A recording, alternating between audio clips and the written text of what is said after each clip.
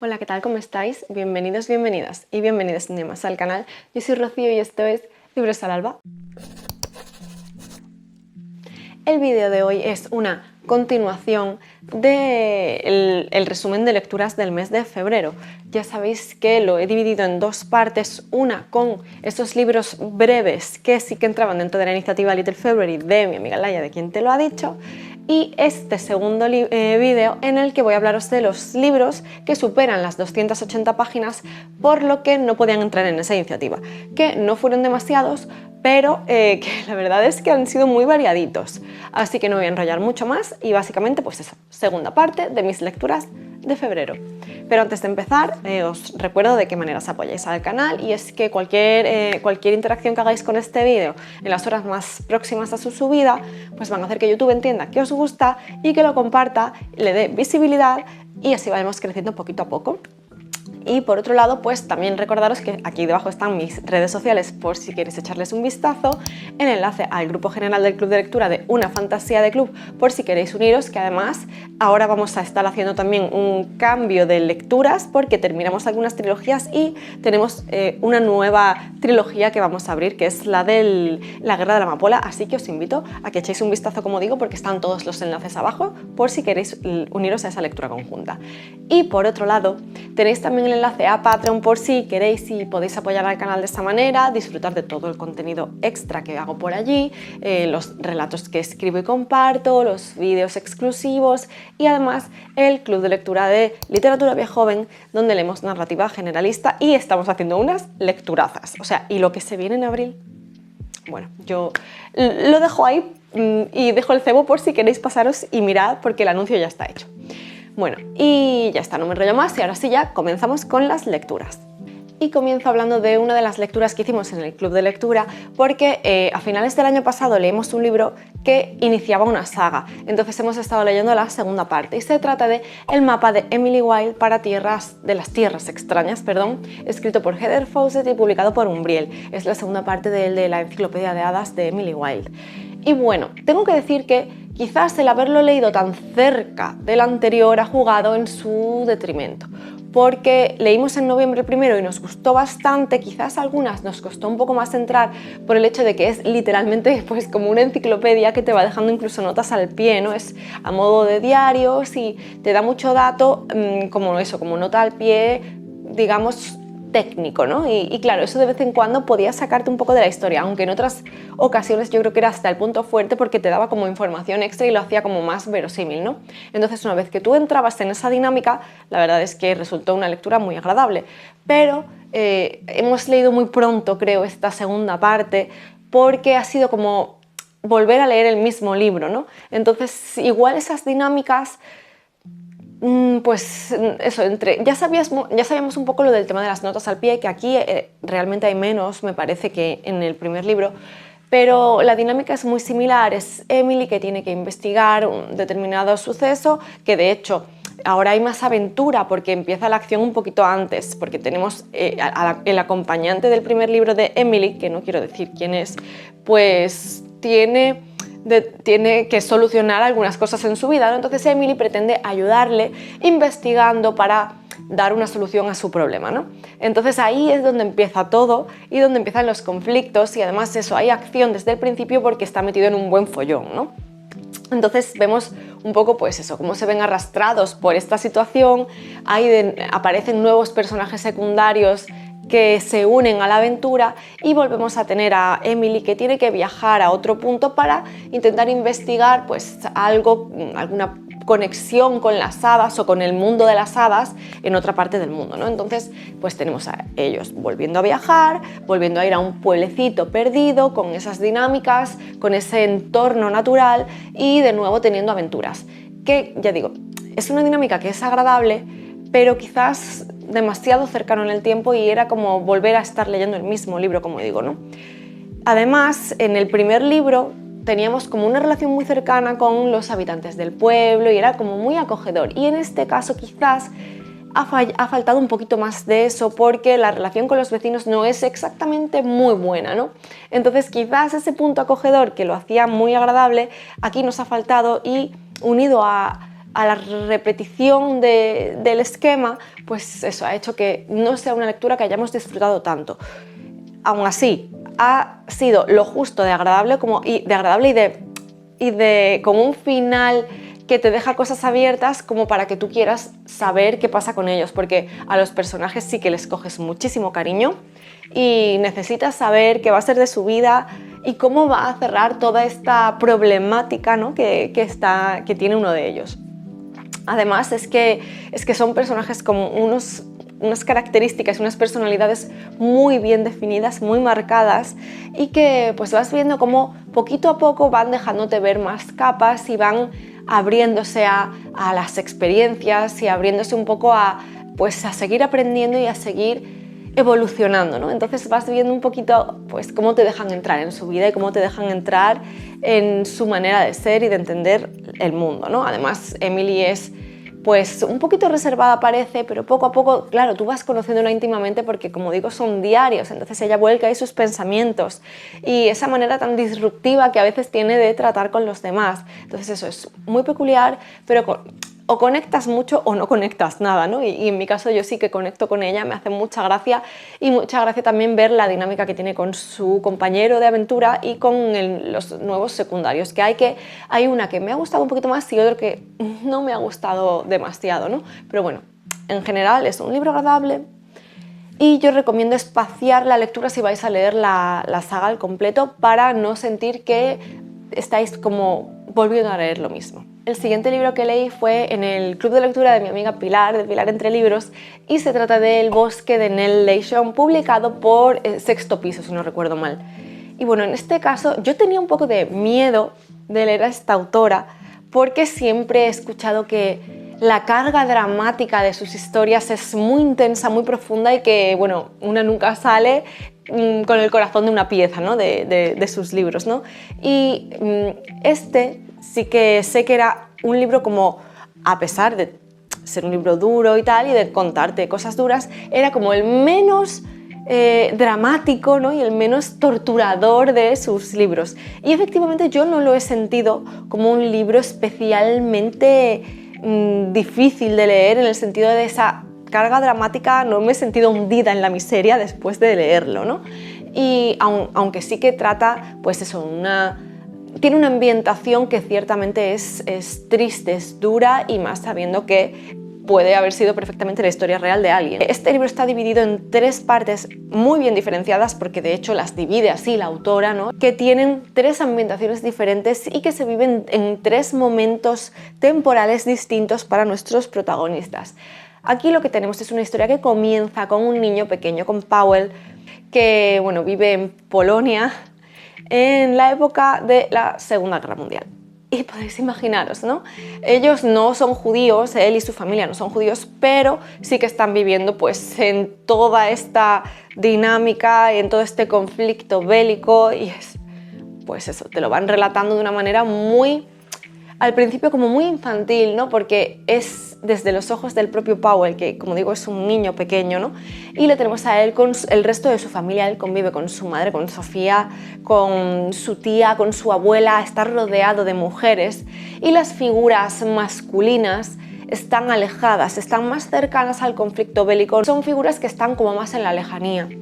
Y principalmente a quienes ves más ese elenco de mujeres, ¿no? Y esas mujeres que rodean la vida de Powell y que él tanto admira. Pero luego, por otro lado, vemos que intentan darle ese punto de normalidad dentro de la situación. Fuera de los muros de su casa se escuchan bombas, se escuchan tiroteos, se escucha, pues eso, destrucción.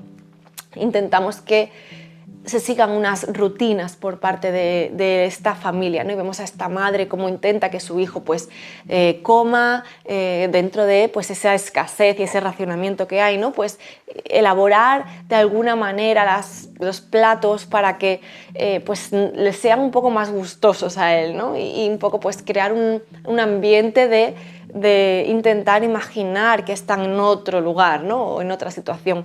Luego pues que estudie, que practique con el instrumento, porque ellos tocan, entonces pues que tiene que practicar, y así de esa manera, siguiendo esas rutinas, intentar que la realidad que hay fuera de los muros le afecte a él lo mínimo posible, ¿no? Y luego vamos viendo, la abuela es médico, es doctora, y vamos viendo pues cómo intenta de nuevo ayudar a quienes se ven afectados por esta guerra, y vemos cómo llega un día un soldado americano, creo, no, era inglés, un soldado inglés caído del cielo, ¿no? Que dicen, y cómo está gravemente herido, y cómo este hecho afecta principalmente a la dinámica familiar y a ese temor que tienen porque están escondiendo a alguien del bando contrario de quienes estaban pues ocupando todo este territorio, ¿no? Entonces, bueno, pues es como ese secreto que tienen que guardar, tienen que esconder de alguna manera, y Powell es un niño al final, ¿no? Y entonces, bueno, pues van ocurriendo cosas alrededor de esta dinámica. Él tiene mucha curiosidad, es un niño que todo lo pregunta, que necesita saber, necesita respuestas, ¿no? Entonces, bueno, pues vamos viendo estas dinámicas, y luego también vamos viendo un poco la perspectiva de la madre, esa madre que estaba en una posición acomodada, que estaba acostumbrada a tener cierto nivel de vida o cierto control sobre su propia vida, a ser importante para sí misma, ¿no? Y de repente también vemos aquí el conflicto con la idea de la maternidad, cómo se pierde a sí misma, cómo de repente ella ya no es ella es la madre de Powell, ¿no? Y cómo necesita recuperar un poco esa esencia de sí misma, ¿no? Y a veces pues ese choque, ¿no? Con lo que es la maternidad, con el grado de dependencia que supone, con cómo pierdes tu identidad para volcarte en la de otra persona, ¿no? Y un poco pues todas esas ansias de recuperarse a una misma, ¿no? Entonces tiene muchos frentes esta primera parte, y de todos te hace un dibujo completo, ¿no? Y te puedes poner perfectamente en la piel de cada uno de ellos. Además, la mirada de Powell, como digo, desde la perspectiva de este niño tan inocente que no sabe qué está pasando, sabe que algo ocurre, sabe que no es fácil, y sabe que los de su entorno están sufriendo, pero él necesita ese contacto con los demás, él necesita respuestas y él necesita saber. Es muy curioso. Y luego, por otro lado, la figura del padre ausente, pero el padre que cuando está es duro, es exigente, necesita que Powell sea un hombre, y lo deja muy claro, ¿no? Entonces, bueno, pues todos esos conflictos y esos choques y esa manera de crecer y de llegar al mundo tan dura y tan diferente. Tenemos una segunda parte en la que algo ha ocurrido y esta familia ha tenido que huir al bosque para salvarse, y bueno, algo ha ocurrido, imaginaos, ¿no? En este entorno.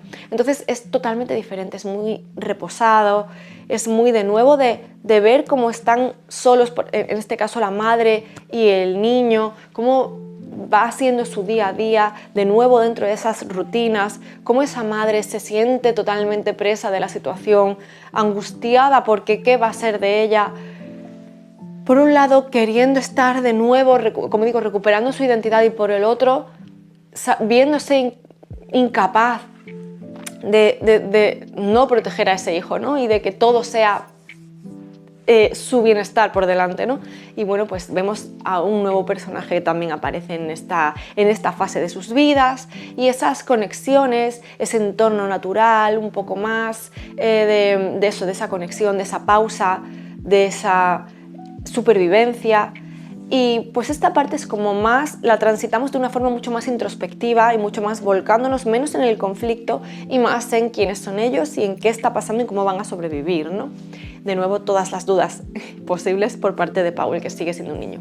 Y luego tenemos una tercera parte en la que ya los vemos, Powell es adulto, se han ido a vivir a Inglaterra, y son, pues ya el conflicto bélico quedó atrás hace muchísimos años, y vemos un poco pues cuáles son las nuevas dinámicas, qué tipo de personas son y qué ocurre entre ellos, entre de nuevo la madre y el hijo, cuando pues se descubren determinadas situaciones y cómo es la vida de Powell hoy en día, ¿no?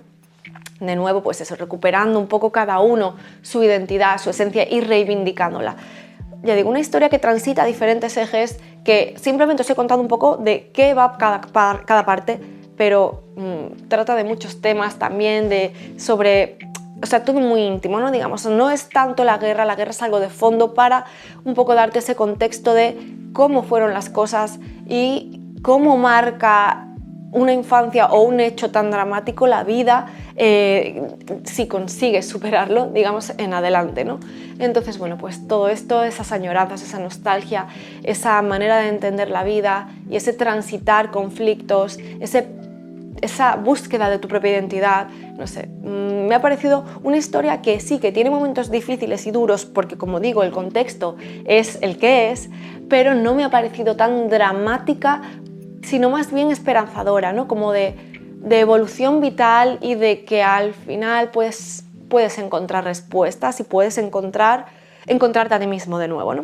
Lo siguiente de lo que vengo a hablaros es, bueno, para quitar un poco de carga dramática, es un libro de salseo del que no me voy a extender mucho, porque hay 3 directos hablando de él y ya lo sabréis por lo que acabo de decir, se trata de Corona de Medianoche de Sara J. Maas, publicado por Hydra, y en este caso pues ya digo, tenéis 3 directos muy extensos hablando sobre este libro y desgranando capítulo a capítulo con los chicos de Copoverso Podcast, que nos lo hemos pasado de maravilla, que para mí cada vez que cerramos una lectura conjunta de este libro, ya llevamos estos 2, es como sentirme en duelo porque yo me lo paso genial, ya no solo, o sea, en los directos con todo el mundo, porque es maravilloso ver cómo aguantáis los que estáis allí las 2-3 horas de directo y siempre comentando y siempre dando feedback y siempre salseando con nosotros, pero ya aparte de eso, los momentos previos, ¿no? El grupo que tenemos los 4 charlando, comentando nuestros avances y bueno, pues la verdad es que nos lo pasamos muy bien y yo ya lo echo de menos cuando lo termino. Básicamente tenemos continuidad con la historia que abrimos en el primer libro, pero pues ya tenemos a nuestra protagonista en un punto en el que en teoría tiene más estabilidad en el lugar en el que está porque ya tiene una función concreta. Es que no quiero decir porque si no ya sabéis que puedo spoilear el primer libro, pero bueno. Bueno, ya tenemos esto y va haciendo algunas misiones y además pues necesita ir averiguando cosas que están pasando por detrás que le encomendaron investigar y resolver y pues por el camino vamos viendo es que pasan muchas cosas, ya digo, si los habéis leído o los queréis leer, si los queréis leer no veáis esos directos porque spoilean todo, pero si ya los habéis leído, allí hablo mucho más extensamente, hablamos los 4 mucho más extensamente de estos libros y seguimos con esa aventura. Tengo que reconocer además que así como el primero, lo que más me enganchaba era la dinámica que teníamos de lectura y que, por otro lado, pues, me resultaba un libro como muy superficial, muy por encima, que muchas veces contaba pero no enseñaba y lo que te enseñaba era lo contrario de lo que te estaba diciendo, ¿no? En este sí que las cosas ya evolucionan, se nota que la autora ya tenía pues un poquito más de bagaje, se nota que le da un poco más de profundidad a todos los personajes, les da pues eso, más contexto y más personalidad, más conflictos y que aquí ya todo está que bulle, ¿no? Entonces, pues se va viendo cómo se va iniciando la trama de algo mayor, ¿no? El conflicto mayor. Así que lo he disfrutado mucho más, nos ha enganchado muchísimo, o sea, ha sido de coges tanda y no puedes soltar, porque la verdad eso, que es muy salseante y que van avanzando las cosas bastante deprisa. Así que yo, la verdad, que muy contenta por la lectura, por la dinámica, por estar con los chicos leyendo este libro y porque he visto una evolución y una mejora. Y todo el mundo dice que esto solo va a mejorar. El siguiente del que vengo a hablar es un libro del que me faltan muy poquitas páginas ahora a inicios de marzo, pero que es que la mayoría lo he leído, lo empecé en enero y casi todo, menos las últimas páginas, lo he leído en febrero. Y se trata de El último argumento de los reyes de Joe Abercrombie. Y en este caso es su último libro de trilogía, así que pues tampoco puedo decir mucho, más allá de decir que es sorprendente, que es adictivo, porque es que tiene, o sea, es principalmente de personajes, porque toda la trama y todo el conflicto que va sucediendo no lo sabes hasta que no le va pasando a los protagonistas, tú no tienes contexto, tú lo vives como muy en primera persona, ni siquiera los propios protagonistas saben lo que está pasando, entonces tanto ellos como tú como lector lo vais conociendo a la vez, ¿no? Y entonces todo sorprende, todo llega como muy en tu cara, ¿no? Y muy choqueante, y de repente pues es que estás metido en una vorágine de acción, pero no solo acción porque haya combate o sea acción bélica, sino pues porque hay descubrimientos, hay avances de trama, hay pues eso, investigaciones que tienen respuesta, otras preguntas que van surgiendo por el camino y estás todo el tiempo enganchado queriendo saber. Y además una de las cosas que me gusta de esta trilogía en particular, bueno, hay muchas de fantasía que son así, ¿no? Pero en este caso es que tienes varios personajes, entonces vas viendo perspectivas de diferentes personas que además todas te mantienen enganchadas porque en todas están pasando cosas impactantes e importantes para que la trama avance o para que se surjan misterios y se resuelvan otros, ¿no? Y claro, pues todas son muy interesantes y además lo bonito de esto es ver cómo a veces van confluyendo y se vuelven a separar y vuelven a confluir y se vuelven a separar y cómo los caminos se van entrelazando y cómo resulta que lo que hace uno aquí tenía efecto en lo que hace el otro allá o en lo que le pasa al de en medio. Entonces es como te conecta mucho con la historia y te conecta mucho con los personajes. Es una historia, como digo, 100% de personaje porque todos ellos son muy carismáticos, con todos ellos generas un vínculo, hasta uno que parece secundario o que de hecho puede que sea secundario porque no tiene demasiada perspectiva, hace que generes ese vínculo, ¿no? Y que seas capaz de conectar con ese personaje, con su manera de entender qué está pasando, qué necesita, o no sé, es muy interesante, ya digo, ver cómo conectas con todos, sobre todo cuando ninguno de ellos es el ejemplo del típico héroe súper honorable, sino que todos son grises, todos toman o han tomado en el pasado decisiones pues bastante dudosas, ¿no? Y no sé, de una moral un poco relajada, ¿no? Por así decir, o que han sido personajes pues muy sanguinarios, literalmente, o han sido, no sé, son personas que al final son perfectamente imperfectas y que actúan como quizás tú lo harías en una situación de ese calibre y bajo ese estrés y en ese contexto, ¿no?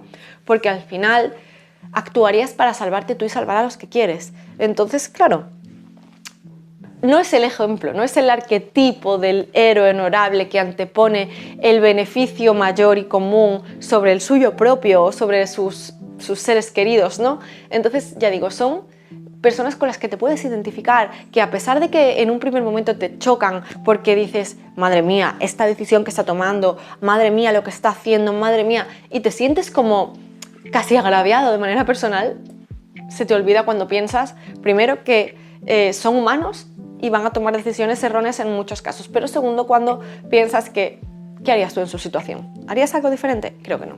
Pero bueno, en cualquier caso, eso, continúa la aventura, la escala bélica adquiere ya un cariz brutal, las escenas de acción son súper encadenadas hasta el punto de que hay un capítulo en el que vas viendo en ese mismo capítulo la perspectiva de todos ellos, pero hilas un punto de vista que termina con una frase y el punto de vista siguiente empieza con esa misma frase y los vas encadenando de una forma súper interesante, ¿no? O sea, ya no solo es lo que te cuenta, sino es cómo te lo cuenta, ¿no? Entonces estás enganchado. Es, ya digo, una trama que te deja sorprendida porque cuando piensas que ha dado el giro final, es que todavía tienes que volver a girar al fondo a la derecha, ¿sabes? Entonces es brutal. Abercrombie dota a sus libros de una acción trepidante, te mantiene enganchada y es un problema para mí porque otros autores como Sanderson, por ejemplo, son mucho más pausados, mucho más reposados, mucho más cargados de ambientación, de contexto, de descripción y claro, se recrea mucho más en eso, entonces el ritmo es mucho más lento hasta que llegas al final, a la Sanderlancha, ¿no? Y empieza la cosa a ir como más fluida.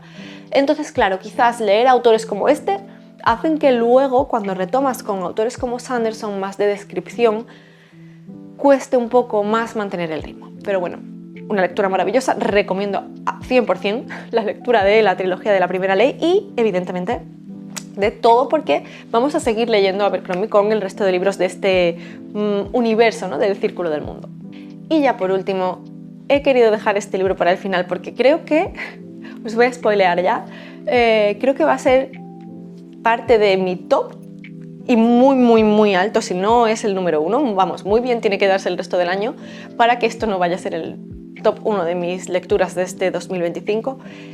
Leí Betty de Tiffany McDaniel. Lo leímos en el Club de Lectura de Literatura Vieja Joven, el club de Patreon, y ha sido una lectura, o sea, es que no tengo palabras, no puedo describirlo, se me pone la piel de gallina ahora mismo, solamente de recordar lo que ha supuesto este libro para mí. Bueno, como digo, de Tiffany McDaniel, publicado por Hoja de Lata. El anterior, no lo he dicho, estaba publicado por Runas, por Alianza, ya sabéis, el de Abercrombie. Y bueno, pues eso. Es que en este caso a veces siento hasta pudor hablando de este libro porque llego muy tarde a la fiesta, llego de las últimas, yo lo sé, ya habréis escuchado hablar de este libro infinito, pero este libro trata sobre la vida de la madre de la autora.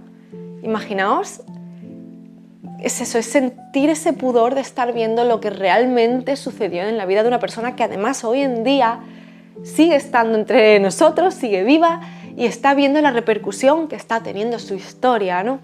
Entonces es intenso, ¿no? Es intenso y además hace que en muchos momentos tengas que parar de leer para tomar aire, para interiorizar lo que está ocurriendo y para ser capaz de superar un poco esa barrera de carga dramática, ¿no? Porque al final estás conociendo la vida de alguien. La autora es maravillosa también. Cada vez que he compartido algo de ella, del libro y tal, siempre se ponía en contacto conmigo dando las gracias por dar visibilidad a su historia, por leer la vida de su madre, por querer compartir con ella un poco pues, lo que estaba viviendo y sintiendo, y es que es encantadora, es maravillosa. No sé, ha sido todo como muy íntimo y como muy intenso, ¿no? De esa manera. Como digo, pues tenemos la vida de Betty, que nació en 1954 en Ohio y que además nació en el seno de una familia un poco disfuncional, no por sí mismos, sino por la situación en la que se encuentran, porque bueno, nació en una familia de 8 hermanos, aunque a 2 de ellos no los llegó a conocer, y pues el padre es cherokee y la madre no. Entonces es una familia como mestiza que le llamaban, ¿no?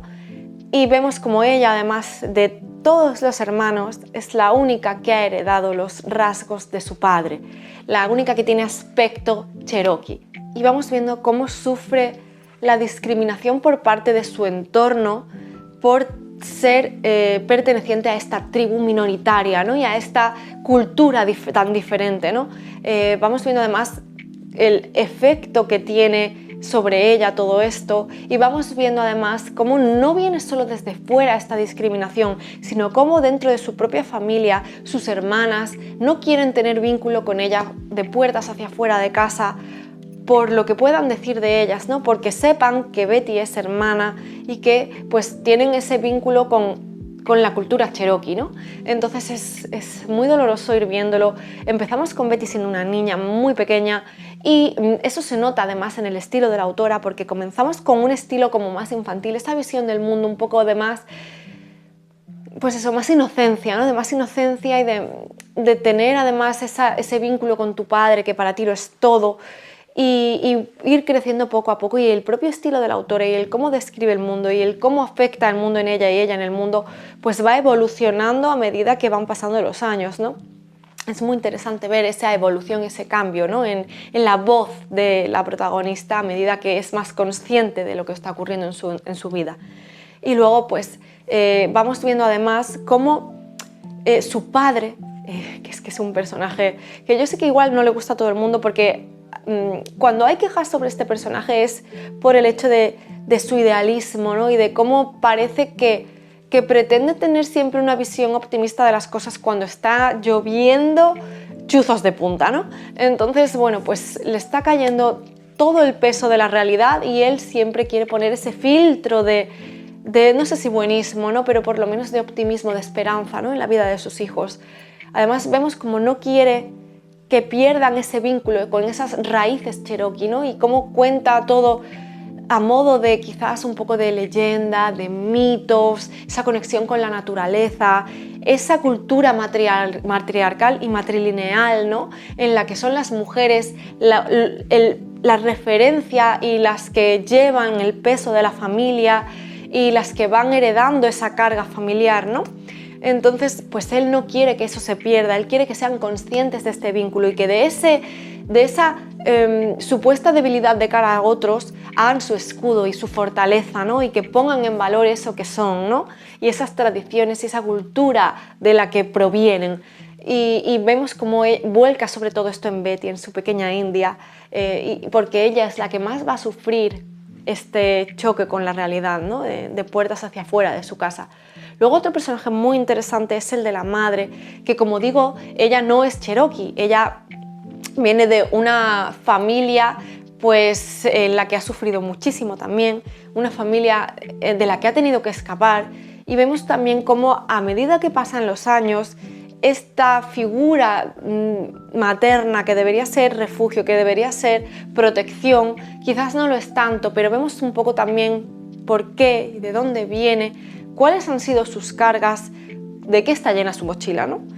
Y es muy duro, ¡Uy! No puede ser. Es muy duro, es una lectura terrible y maravillosa a la vez, ¿no? Y tiene temas muy complicados. Además, todo está sesgado porque al final todo lo vamos viendo desde el punto de vista de Betty, ¿no? Que es al final quien te lo cuenta todo, pero la que hace que conectes con todos los personajes, ¿no? Tiene diferentes perspectivas, o sea, tiene esa perspectiva de sus diferentes hermanos y hermanas, y muchas veces precisamente el que sea sesgado este punto de vista hace que no comprendas por qué se toman determinadas decisiones o por qué actúan como actúan sus hermanos y hermanas, ¿no? Personajes muy interesantes como Freya, como Flossie, como sus hermanos, ¿no? Y es que, bueno, ocurren un montón de cosas alrededor de esta familia, tanto desde fuera como dentro de la propia familia, ¿no? Y la autora va dejando pinceladas aquí y allá para que tú vayas percibiendo un poco por dónde van los tiros y vayas conectando ideas, pero no es hasta el final que tú consigues averiguar cómo ha conectado todo y por qué todo aquello que no comprendías se fue dando y adquiere un sentido, ¿no? Es muy duro, es muy difícil, ya digo, los personajes son muy interesantes. Una de las cosas más duras, no duras, dura es todo lo que ocurre con los personajes, pero una de las cosas que son como terribles es ser consciente de cómo desde el punto de vista de ese privilegio, de esa sociedad que llegó para expulsar a las minorías, pues se están perdiendo costumbres, tradiciones, se está perdiendo toda una mitología, se está perdiendo, bueno, se ha perdido, ¿no? Toda esta estructura social y esta riqueza cultural, y cómo desde el punto de vista de los que llegaron a colonizar y expulsaron, pues todo aquello que era diferente era para exterminar y era pues para despreciar y era para maltratar. Y es muy terrible ver cómo se han perdido culturas completas pues por nuestro egocentrismo, ¿no? Y sobre todo, pues eso, se ve este punto de pues una religión cristiana que llegó y que profundizó y que levantó las raíces de lo que era la cultura que ya existía allí para talarla, para destruirla. Y bueno, pues vemos cómo esa sociedad matriarcal se fue sustituyendo por una sociedad completamente patriarcal, esa sociedad que vino a destruir muchas vidas y a muchos niveles y con una profundidad que es, como digo, terrible, ¿no?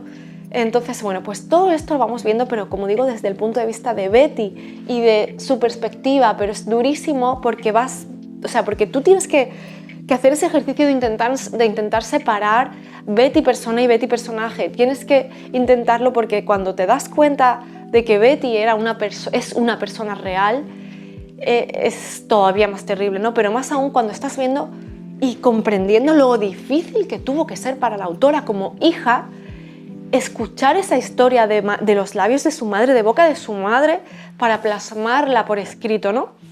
O sea, yo como hija pensando en mi madre y sabiendo que mi madre tuvo que vivir todo esto, que mis abuelos eran quienes eran y eran como eran, y que los hermanos de mi madre tuvieron que también vivir lo que vivieron, o sea, es que lo siento profundamente y siento que es un ejercicio tan valiente y tan íntimo, ¿no? También que es, no sé, para mí es una lectura bellísima por cómo está escrito, porque le da ese punto cotidiano del día a día, porque nunca deja de ser duro, porque hay capítulos realmente muy terribles, muy fuertes en la vida de Betty y de su familia, y porque además tiene este aspecto bellísimo de intentar otorgarle esperanza y belleza a cada cosa de la vida y a cada tropiezo darle un significado y digamos que unirlo a algún tipo de mitología o de leyenda, de manera que obtuvieras un aprendizaje y pudieses seguir avanzando a pesar de esa dureza, ¿no? Y ya digo, es bellísimo a todos los niveles, durísimo a todos los niveles y con personajes que se quedan contigo para siempre. Es una lectura increíble. Luego además tienes por parte de la autora en su página web y en su Instagram y todo esto hay fotografías reales de quiénes fueron estas personas. Ponerles cara es también muy intenso, ¿no? Y además ella cuenta un poco cómo ha sido la historia para publicar este libro, ¿no? Porque fue rechazado durante muchísimos años. Este libro lo escribió la autora con 17 años, lo cual me resulta totalmente sorprendente, ¿no?